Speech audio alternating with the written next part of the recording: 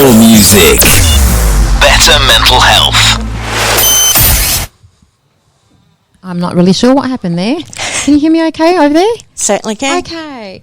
Okay, so we're back, and I have got another person that's joined us today who's co-hosting, and she was on the last show, and it's Olivia, who's doing work experience with us. So say hi, Olivia. Hi there. Hi, okay. And I also really want to welcome our special guest today, Michelle Greenwood from Invisible Illnesses, Inc., and your story starts back. Do you want to say hello to everyone first? Hi, everyone. Do you want to just lift your little microphone up just to make sure we can hear you okay? Might need to use that little... Josh, can you just give her a hand? Yeah, thank you. So your story starts back in 2009 after years of battling chronic pain and fatigue, and after visiting numerous GPs who called you a hypochondriac, a drug addict... And a doctor shopper. And a host of other things. But you can't write those down. No, I'd rather not. Eventually, you found a doctor who listened. So tell us about that time and what it was like to find a doctor who was prepared to go that bit deeper. So after having gone through so many different GPs and stuff and getting called all sorts of lovely names, I was so lucky to find this GP who wanted to investigate further. So he sent me off for all the blood tests, which I'd already had done, but he picked up something else in the markers that made him stop and think a little bit more. Then he sent me off for some x-rays and MRIs and stuff, but as usual with fibro, it comes back as inconclusive. So then he sent me to the pain clinic. At the time it was in Fremantle, and I was so lucky to have an awesome professor who was... pain manager, and he packed me off for a whole pile of tests thinking I had MS because I was showing fairly classic symptoms, and he's come back afterwards and he's gone, you don't have MS, you have fibromyalgia, here's a leaflet, that's all we can do for you. Okay, so they diagnosed you with having fibromyalgia. Mm-hmm. Fibromyalgia. Yeah. Algia. Can you describe what it's like to live with this disease? So if someone else out there is suffering or is having symptoms and they don't know what it is. So it's basically chronic nerve pain. It's widespread, so it's all over your body. Fatigue. The fatigue can be so overwhelming that at this stage you can't even get out of bed. It affects about another 250 parts of your body. So all your internal systems are so it can cause IBS, irritable bladder as well. Mm-hmm. Your nerve pain is probably one of the worst. People who have diabetes have the neuropathy pain, so they'd probably be able to associate to what sort of pain that is. Mm-hmm. It's affects your eyesight, your memory loss. We have what's called fibro fog. I always say frog. So we started calling it Kermit. It's just like just a feeling of tiredness all the time? Yeah, constant. So you just don't know what you're doing. You don't seem to be able to function. Or make plans as well. No, you just don't know certainly. How you're going to be. It takes, for me to do something, it usually takes me a day of rest prior and then probably 2 days after to recover. Okay. That's awful. That sounds like you've really prepared yourself and have to be a strong individual to go through something so traumatic. We're called warriors for a reason. Yeah. Well done.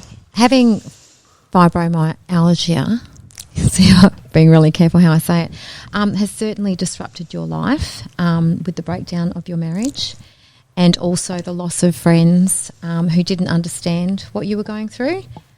Did you want to share about that with our listeners?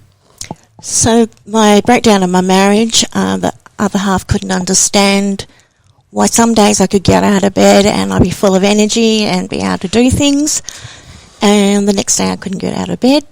I became, as I got worse, my condition got worse, I started staying in bed a lot more, as I was just constantly having to rest and sleep. So he started calling me lazy, and a whole pile of other lovely names came through. And it got to a stage I just couldn't handle it anymore, and I was sinking into a really big pool of depression. So I walked. Okay, so that leads on to really the desperate situation that you found yourself in, and you do name your granddaughter as being your saviour. Do you want to tell us about that? So I was living with my daughter at that time, and I had hit the bottom. I couldn't get any lower if I wanted to. I decided I was going to commit suicide. I knew what I was going to do, where I was going to do it, how I was going to do it. The night before, I was curled up in bed with my beautiful little 18-month-old, as she was then. She's now 9. She told me she loved me. She brought me back from the brink, and that got me thinking. So at 9 years old now, not a day goes by that my little angel does not tell me she loves me. It's amazing, isn't it? Oh. Just that one word. That's so beautiful. It's a really lovely story. And how old is your granddaughter now? She's 9 now. She's 9. Wow. About 2 weeks ago her birthday was. Okay. And so that happened, and you changed your mind. You had your hope returned. You thought, I have someone to live for. I felt like I had a purpose. Yes. And that was probably the really big thing for me, because having not been having a purpose for so long, I was a legal secretary by trade. Couldn't even go back to work or do anything like that. So, you know, when you're getting to that stage of your life, and it's just like, yeah, okay, I'm worthless. I'm a burden on society. Why do I want to be here? And then all of a sudden being told by your beautiful baby that she loves you. Yeah. It was like, needed. I'm needed. I am still worthless. Not worthless, but I'm worth being here. I think it's just quick to mention that anyone going through mental health out there, you got to know that you are worth it, and you know, be strong through your struggle, as Michelle was here today. So definitely inspired. Definitely. There are people out there that we know that are going through something similar, and we always ask them to reach out. Absolutely. Reach out to somebody, anybody, and there is a suicide helpline, and I will find that number and let our listeners know what that is. Do you want to look that up for me, please, Josh? And they can contact us as well, because we teamed up with Lifeline. Oh, with Lifeline, yes, that's the number that I was looking for. But yes, so Michelle, the thing is that's super sad, and it brought you to rock bottom, really, within your own life. But you rose from the ashes, didn't you? And you created this amazing work that you're doing. So tell us about Invisible Illnesses Inc. and how you first made it happen. Okay, so after deciding that I was needed by my beautiful baby, I put a post up on Facebook. And at that stage, I was very anti-Facebook. So for me to actually put something up there and open up was a huge thing for me. I just put out that I was going through all this stuff, and you know, I didn't know what to do. I didn't know where to turn. And if everyone else was going through it as well, and I was blown away. I could not believe how many of my friends or people I'd met through Facebook were going through something similar.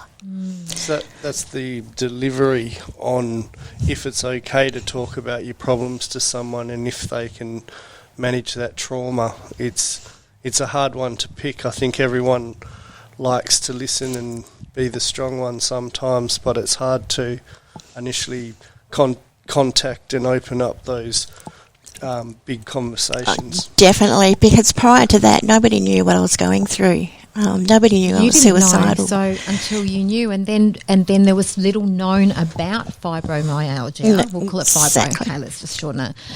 So that's another thing. So Lady Gaga, isn't she awesome? She's brought so much awareness to the fibro, right? And it's hard to believe that she suffers from this disease.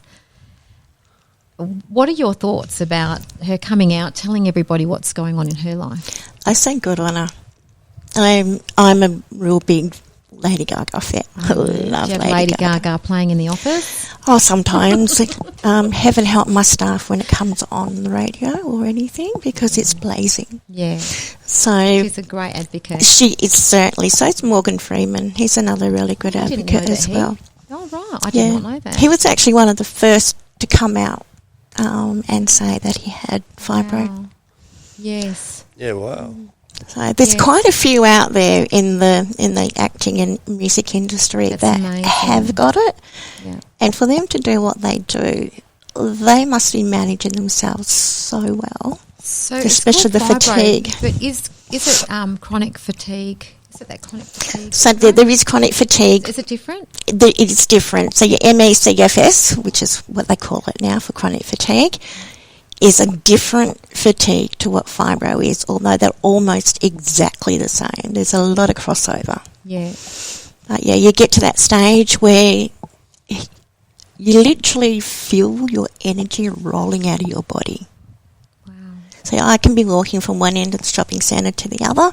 By the time I've got to the other end, I've got no energy. So you would be looking for ways to get energy. So that could lead to drug addiction. Oh, most definitely. And drinking and sugar drinking too, like drinking too many sugar drinks or eating the wrong eating foods. Lots of chocolate.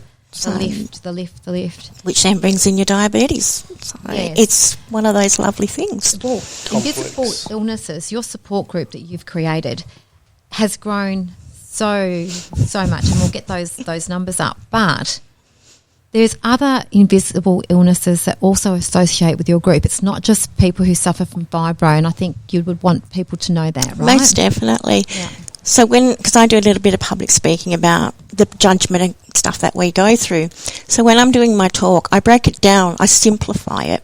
So those who are wearing glasses are vision impaired. It's an invisible illness. Those who are wearing hearing aids, they're hearing impaired. That's an invisible illness. High blood pressure, invisible illness. High cholesterol, invisible illness. Diabetes. I'm seeing pointing at the ourselves. theme. Yes, I can see the theme. So the amount of judgment and stuff that we've gone through, I had to try and find a way to make people stop and think. So generally when I do a talk, at the beginning of my talk, I'll ask them who has an invisible illness, and you'll have one or two put their hand up. But by the end of it, the whole room's got their hand up. Yeah, I don't think people are conscious to the fact of invisible disability, and everyone tells themselves it includes everybody now, doesn't it? If you say high cholesterol and the minute you break it down, the aim is to stop that judgment. Especially those of us who have the ACRODS cards and stuff. The amount of abuse that we get. Have you been abused? Oh, well and truly. I've had a lady in my face going off at me about not being in a wheelchair or having a guide dog. And I'm like, well, I don't need, but I have other conditions. And she was just in my face, going off. And at that time I was wearing a wig. So I took my wig off.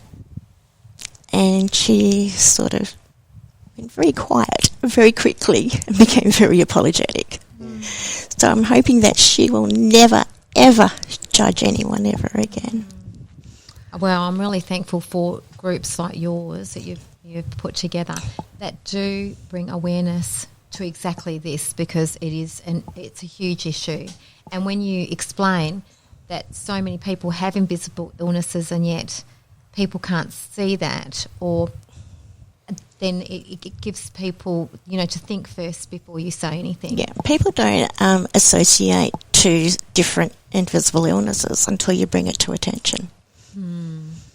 So your Facebook group has grown. So is the Facebook group called Invisible Illnesses Inc? Yep, so we have... Can find you there? Yep, so we have Invisible Illness Inc, which is WA. Mm-hmm. We have Invisible Inc International, because we've just started to hit New Zealand. Fantastic. And then we have an Australia-wide group, which is Fibromyalgia Support and Advice Australia. Yep. And that's Australia-wide. So can you send me all those links and I can pop them onto my page? Definitely. So that's Teresa IPL Radio, and I'll put all the links up to Michelle, so you can get in contact if you are suffering an illness that cannot be seen by eyes. People don't understand what you're going through. You just need support. You need to reach out and make some friends. You can do that. If you have had thoughts of suicide, taking your own life, the number is 13 11 14. Be sure to reach out to someone. Like I said, also Michelle. Michelle will take your call, or her team will take your call. Yep. And help. There's always hope. There's always something that can bring hope into your There life. certainly is, and I've learnt that. So you have 2,500 members in WA. In WA, I think we just hit 3,000 actually. Wow, 3,000 numbers in WA, and the Australian Facebook page has over 18,000 members and continues to grow every day. Yeah. We're adding probably 20 to 30 people a day.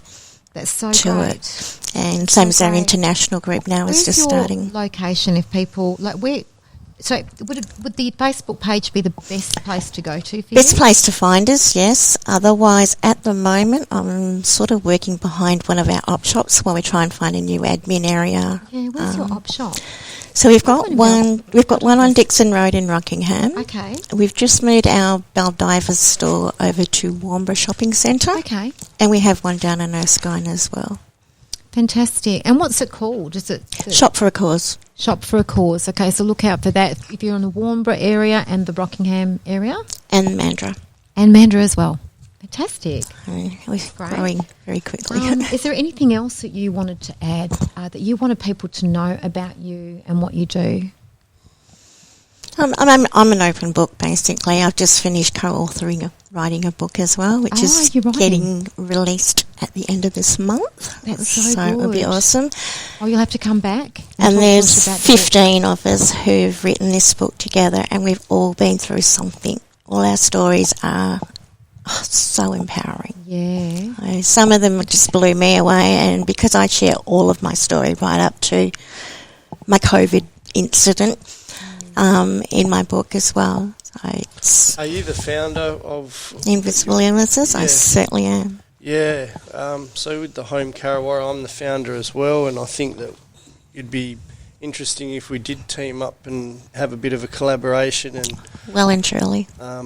Would definitely look forward to that. But I know how big a deal and inspirational story. Do you want to tell us how you got to be where you are now? Where I am now. So after putting up my bit on Facebook, we started catching up for ad hoc coffees here and there and everywhere. And at first we started off with like about 10, 15 people, and eventually that grew to about 50. Rockingham Council had been watching our post, one of the councillors there, and we were approached to see if we wanted to start a support group, as it looked like there was a need. Fantastic. So you created that basic evidence of community need definitely to the council. Yep. And showed them what you're doing on that action level, which is wonderful. And that's how we work it. We are a community need. We don't have any direct what we want to do. We see what's going on in the community, and we'll fill that gap. Well, how is local government with you? Do they help funding or help with occupying space or anything like that? Not really. I wish they would, but as we do. I do apply for their small grants, which we generally get, but nothing in the major side, so we're always looking for sponsors and donations. Our biggest probably supporter would be Reece Whitby, MLA of Baldivis. Okay. He's been absolutely amazing. He's supporting us. We were actually doing a Study Up an Autism support group as well, because our nearest, believe it or not, is Joondalup. Yeah. So we sort of sat down with Reece and we've had a bit of a chat. In the new Baldivis Centre, Sporting Centre, we're looking at putting a sensory room in. Okay, that's fantastic. So we've had some really, really good support from some people. And our new Deputy Mayor, Lorna Buchanan, has always been an advocate for us. Okay, great. She's been amazing. Fantastic. I think you're amazing. I just think to be going through what you're going through and to have done that, like, it's inspirational, isn't it, Teresa? How do you give yourself the space, like, to know, like, you have to get up every day, right? Yeah. Do you think that's the thing that gets you up every day? I'm pretty sure it is. Between what I do and because I'm so passionate about what I do and the grandkids, it's given me a reason. It's given me something to get up and fight. I do have my days, and I'm so lucky I've got an amazing team behind me. So I don't need to be there 24/7 holding their hands. So you can just go, today it's not a good day. Yep. And I'm going to take this one for myself. Yep. Yeah. So I used to be there all the time. In the early days, I didn't give myself a break. I was contactable 24/7, and I ended up with burnout. And I sort of went, okay, I certainly know now that I need to look after me as well. That's right. So that became a big learning experience as well. So I sort of block off a few days for myself a week now. So I see a really big lived experience for disability with you, Michelle, and that's how you got your passion, because most people, the trauma happens to them, they come back more passionate and wanting to help community. Yeah, definitely. And I think those that haven't been through something, they just don't get it. And that's why there's that judgment and not understanding. And we hear it every day. It's true, and it's not really their fault either. That they can't get it. There's just no education on it all. Yeah. And that's one of the things that we're starting to do is educate. People are very judgmental of other people until they've actually been through something themselves, and then they go, "Oh, wow, definitely it's really hard on that person." Yeah. And I think that's part of our life lessons as well. Sorry, am I going quiet? Yeah.